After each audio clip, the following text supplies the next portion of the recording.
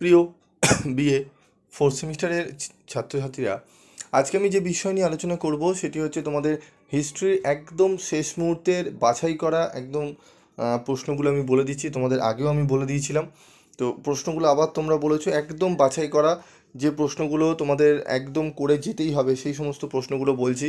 তবে যেগুলো তোমরা আগে পড়েছো সেগুলো অবশ্যই রিভিশন তোমাদের হয়ে গেছে, তোমরা জাস্ট এই প্রশ্নগুলো দেখে যাও।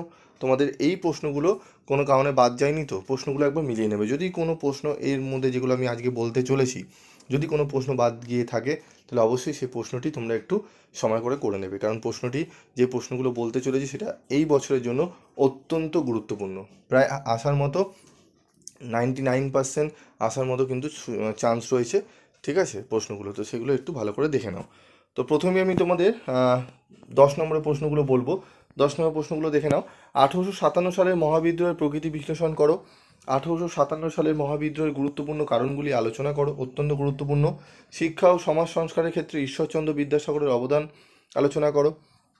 ঊনবিংশ শতকে সমাজ সংস্কার আন্দোলনে রাজা রামমোহন রায়ের অবদান আলোচনা করো, ঠিক আছে। তার সাথে 5 নম্বর প্রশ্ন, পলাশির যুদ্ধ থেকে দেওয়ানি লাভ পর্যন্ত ইংরেজ ইস্ট ইন্ডিয়া কোম্পানি আধিপত্য আলোচনা করো। ভারতের স্বাধীনতা আন্দোলনে মহাত্মা গান্ধীর উত্থান আলোচনা করো।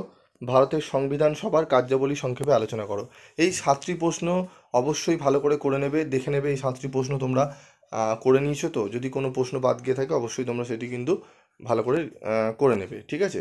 তো চলো এবার আমরা 5 নম্বরের প্রশ্নগুলো দেখব। 5 নম্বরে কী কী প্রশ্ন রয়েছে সেগুলো একটু দেখে নিই, এবং আশা করি তোমরা সমস্ত প্রশ্নই তোমাদের করা হয়ে গেছে। তোমরা আমি একদম প্রথম থেকে তোমরা জানো 4 মাস আগে থেকে যখন সে শুরু হয়, ঠিক আছে, আমি শর্ট করে প্রথমে দেওয়া, অনেকে দেখবে থার্ড সেমিস্টার শুরু হতে হতেই তোমাদের একদম পরীক্ষা শেষ হচ্ছে না ফোর্থ সেমিস্টার দিয়ে দিচ্ছে।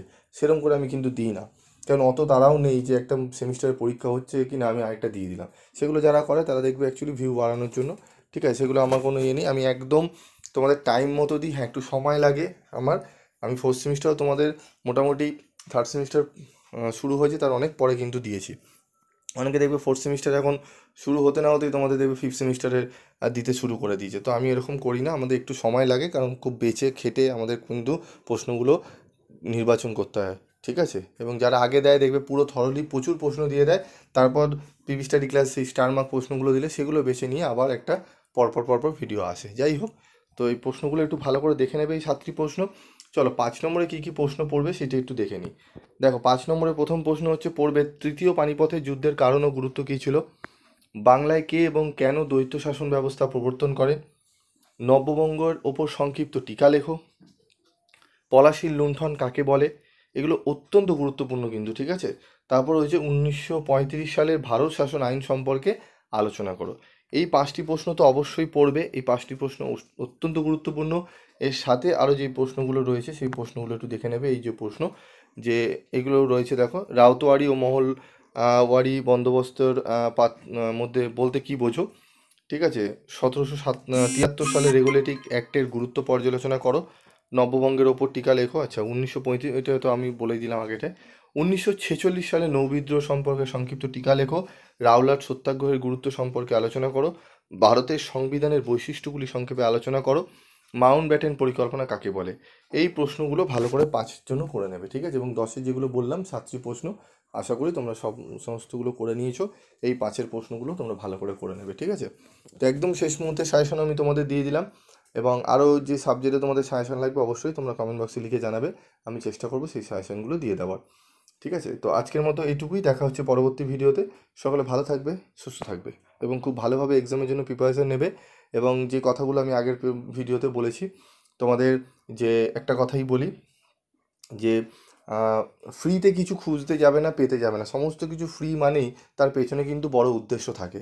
একটা জাস্ট এক্সাম্পল দিই, আজকে যে মোবাইল যে আমরা ইউজ করছি, যে নেট, 4G অনেক ফ্রি দিয়েছিল। তারপরে এখন বুঝতে পারছো তো ফ্রিটা দিয়ে কী অবস্থা হয়েছে, এমন পজিশান হয়ে গেছে যে টাকা এত বেশি আমাদের হয়ে গেছে যে আমি চালানো মুশকিল হয়ে যায়, ঠিক আছে। তো একটা জিনিস, একটা সবসময় আমি যেটা বেসিক্যালি দেখি, সবসময় আমি রিজনেবল প্রাইস খুঁজি। যেখানে রিজনেবল আছে, যেখানে হ্যাঁ কিছু পরিমাণ, ফ্রিতে সব কিছু খুঁজতে গিয়ে আমরা নিজেদের অনেকটা ক্ষতি করে দিই। আমরা ফ্রিতে খুঁজতে চাই যে ফ্রিতে কেউ কিছু দিয়ে দিলে আমরা সেটা নিয়ে করবো, নিজে থেকে রেডি করে খাটবো, খেটে আমরা সেটা পাবো, সেটা আমরা আশা করি না।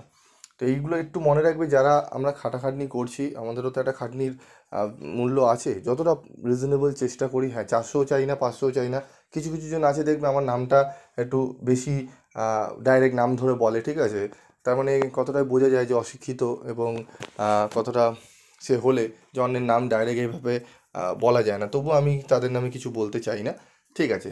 কেন একটাই জিনিস, গোবরে যদি গিয়ে আমি ঢিল দিই সেটা মুখে এসে নিজেরই পড়ে, আকাশে থুতু দিলে নিজের গায়ে এসে পড়ে। তো এই শিক্ষাগুলো আমরা ছোটোবেলা থেকে পেয়েছি, তো সেগুলো নিয়ে আর আলোচনা করব না। তোমাদের পরীক্ষা সামনে, আর তোমরা বারবার দেখেছো যারা সত্যিকারের স্টুডেন্টদের ভালো চায় তারা পরীক্ষার সময় কোনো সময় ডিস্টার্ব করে না এবং অন্যের সমালোচনা নিয়ে বেশি থাকে না।